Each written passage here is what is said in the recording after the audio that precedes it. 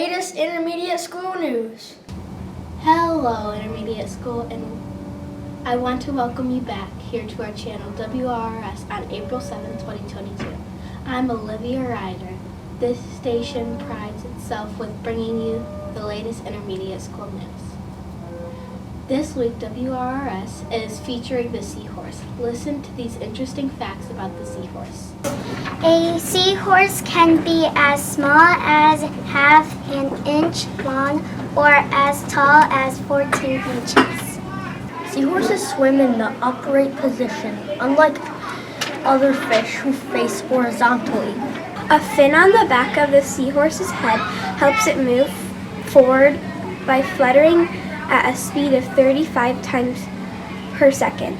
The pectoral fin also helps it move in different directions. A seahorse has no teeth and can't digest food. The food disintegrates when it eats it. Seahorses are not the swimmers, even though they live in the ocean. Unlike other fish, seahorses have bony plates covering their body instead of scales. Seahorses make a sound when eating, similar to a person smacking their lips.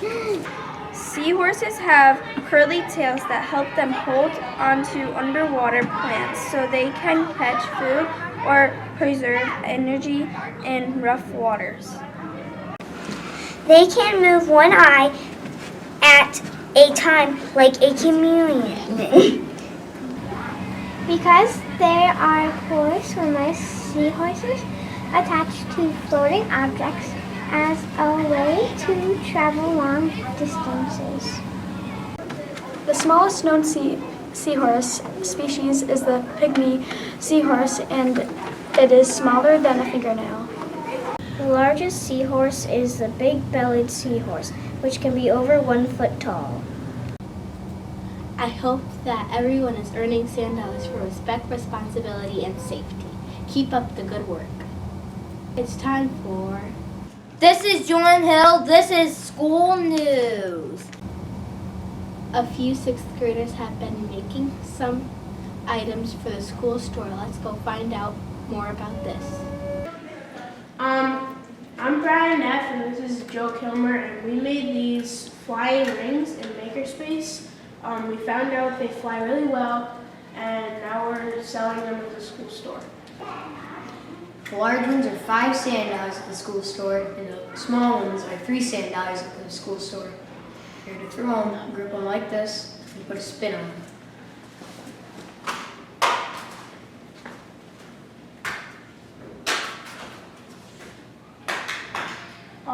They work better outside because they go upwards and they glide down.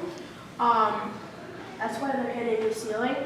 Get your flying rings at the school store today. In more school news, did you know the 12th grade students recently worked with the librarians at our school and North Cornell? The seniors were working on an English project, explored social issues with literature. A social issue problem is a problem that affects many people in society.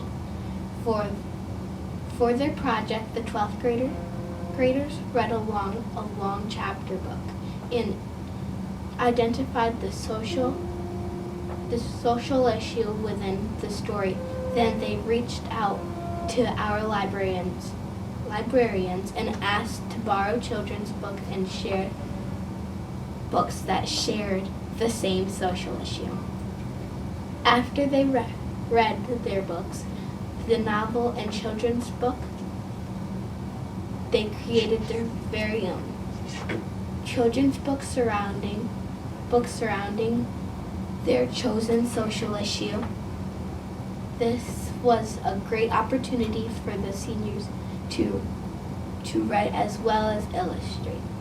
Once their projects were complete, Miss Corretto and Miss Hahn took some classes from our school up to the high school during library time, and our students got to listen to the stories that the seniors created. This was a fun collaborative way for students in 2nd and 4th grade to work with the oldest students in our district. We're hoping to add the books authored and illustrated by our seniors to our library in the future. They are worth the read. Here's a follow-up on previous school news. Miss Dixon and Miss Madze, 5th grade science class, decided to put their hard-earned compost to work. The 5th grade class spent the last few months feeding their red worms organic scraps, with the worms then turned into beautiful and nutritious compost. The rich soil aids in growing bountiful plants full of nutrients. The class transferred the soil into containers and planted mint, lavender, peas, and chives. It's been about 1 week since planting, and the class has observed germination occurring amongst the pea plants. Now let's check in with the library. Hello, intermediate school. Happy Thursday before break. We hope you're doing well. Today we're going to pick a few of our library love notes. It seems like our basket's quite full, so we'd like to share a couple of them. These make our hearts melt. We have from McKenna Johnson, I love books so much. When I see one, I smile. I love animal rescue friends. Nora Ziegenfuss. And last but certainly not least, I love all your books. Celia. Boys and girls, if you haven't stopped down yet, make sure you stop down to the library before you leave for spring break to grab a couple of books to read while you're either home or on vacation or wherever you may be next week. Happy reading. We are going to end our episode with a moment of mindfulness with Miss Freeman. Hello everyone, and welcome back to Mrs. Freeman's Moments of Mindfulness. Today I want to talk about, do you ever travel in the car and you're just really bored? You want to get on your electronics and watch a movie? Well, let's do something different from that. Let's look outside the windows. I like to look at the trees. I love trees. But as you're driving, why don't you look out and see, how many birds can you count as you drive down the road? Or how many blue signs do you see? Maybe a license plate game. How many license plates do you see from other states? Have fun with that. I'll see you next time. Have a wonderful spring break. Come back rested and ready to finish the school year fantastically. This brings an end to our broadcast today. Remember to treat others the way you want to be treated. Do what you're supposed to do and keep yourself and others from harm.